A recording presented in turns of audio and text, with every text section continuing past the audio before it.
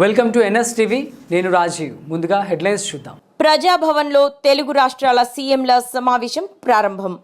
AP CM Nara Chandrababu Naidu, Telangana CM Revanth Reddy హైదరాబాద్లోని ప్రజాభవన్లో భేటీ అయ్యారు. రెండు తెలుగు రాష్ట్రాల మధ్య పెండింగ్లో ఉన్న విభజన అంశాలపై ప్రధానంగా చర్చిస్తున్నారు. ఈ సమావేశంలో రెండు రాష్ట్రాల ప్రభుత్వ ప్రధాన కార్యదర్శులు నీరబ్ కుమార్ ప్రసాద్, శాంతికుమారి పాల్గొన్నారు. ఆంధ్రప్రదేశ్ నుంచి మంత్రులు అనగా సత్యప్రసాద్, బీసీ జనార్దన్ రెడ్డి, కందుల దుర్గేష్ పాల్గొన్నారు.